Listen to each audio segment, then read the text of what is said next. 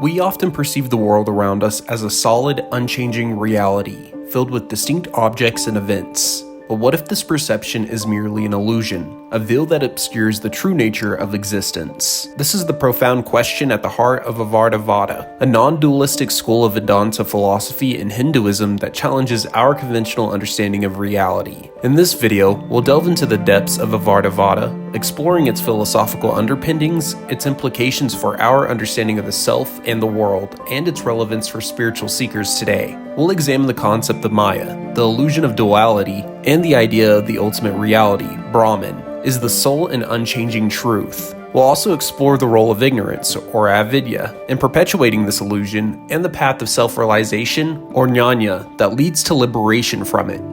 Whether you're a student of Indian philosophy, a spiritual seeker, or simply someone curious about the nature of reality and the illusion of the self, this exploration of Vivartavada promises to challenge your assumptions and spark a deeper contemplation of existence. And who knows? Perhaps by embracing the insights of this ancient philosophy, you'll discover a new way of seeing the world and your place within it, a way that leads to greater peace, understanding, and liberation. Vivartavada, a fascinating concept within the Advaita Vedanta school of Hindu philosophy, offers a unique perspective on the nature of reality and causation. Postulated by philosophers who followed the teachings of Adi Shankara, a revered 8th century Indian philosopher, Vivartavada describes the universe as an illusory transformation of Brahman, the ultimate reality. The term Vivartavada is derived by the Sanskrit word Vivarta, which signifies a change in form, an alteration or modification. In the context of Advaita Vedanta, this term takes on deeper meaning, describing the illusory nature of the perceived world and its relationship to the ultimate reality, Brahman. The core of Vivartavada lies in its interpretation of how the empirical world, the world we perceive through our senses, arises from Brahman, the ultimate reality. While all schools of Vedanta agree that the effect pre-exists in the cause,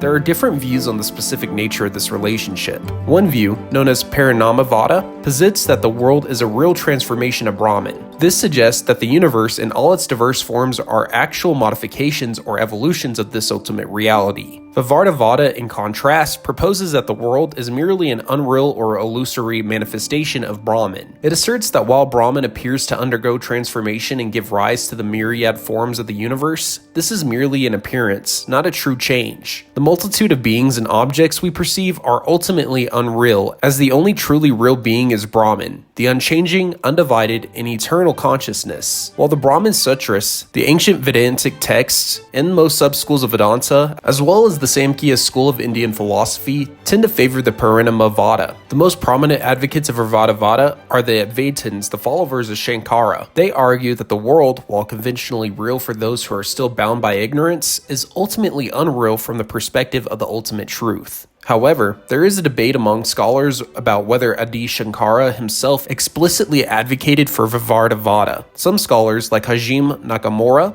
and Paul Hacker, argue that Shankara's explanations are far removed from any notion of illusion and are more aligned with Parinamavada. They suggest it was the 13th century scholar Prakasatman who first clearly defined Vivartavada, and his views have sometimes been mistakenly attributed to Shankara. Andrew Nicholson agrees with this assessment, stating that Vivartavada is not Shankara's original theory. He suggests that Shankara's ideas are closer to Parinamavada, and that the Vivartavada interpretation likely emerged gradually with the Advaita Vedanta subschools in later centuries. This debate highlights the complexity and evolving nature of philosophical interpretations within the Advaita Vedanta tradition. While Vivartavada has become associated with the Advaita Vedanta, the question of whether Shankara himself fully embraced this view remains a subject of ongoing scholarly discussion. While Vivartavada has been influential in Advaita Vedanta, it has also faced rejection and criticism from other philosophical schools and thinkers. Vijnana Bhikshu, a 16th century philosopher, proposed an alternative theory of causation with 3 terms: unchangeable locus cause,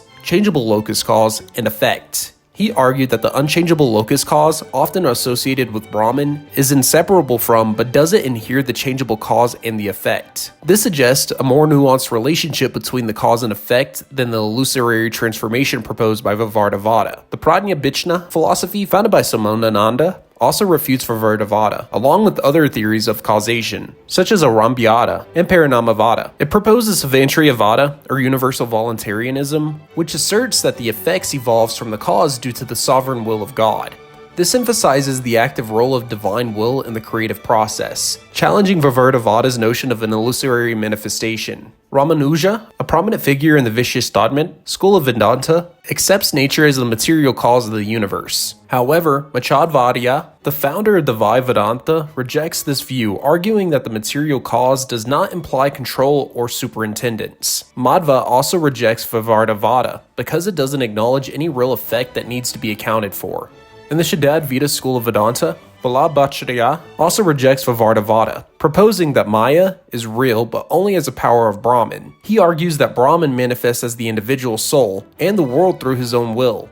But this manifestation doesn't involve any actual transformation of Brahman, just as a gold ornament remains essentially gold. These alternative perspectives challenge Vivartavada's central claim that the world is an illusory transformation of Brahman. They offer different interpretations of causation and the relationship between the ultimate reality and the empirical world, emphasizing the role of divine will, the reality of the material world, or the distinction between different levels of reality. We've journeyed into the depths of Vivartavada, a philosophical concept that challenges our perception of reality as an illusory transformation of the ultimate truth, Brahman. We've explored its origins in Advaita Vedanta, the debates surrounding its attribution to Adi Shankara, and the alternative perspectives that rejects this illusory view of the world. Vivartavada, with its emphasis on the non-dual nature of reality and the illusory nature of the material world, offers a unique and thought-provoking perspective on the nature of existence. It challenges us to question our assumptions about the world around us and to seek a deeper understanding of the ultimate reality that lies beyond the veil of appearances. If this exploration has sparked your curiosity, I encourage you to delve deeper into the rich and diverse world of Vedanta philosophy. Explore the works of Adi Shankara, Prakasatman, and other thinkers who have grappled with the concepts of causation, illusion, and the nature of Brahman. Remember, the pursuit of knowledge and self-realization is a continuous journey. By engaging with these philosophical concepts, we can expand our understanding of reality,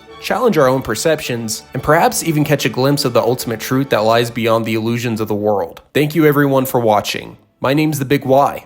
Don't forget to drop a like, and if you're new to the Why Not family, a follow. And I'll catch you guys in the next video.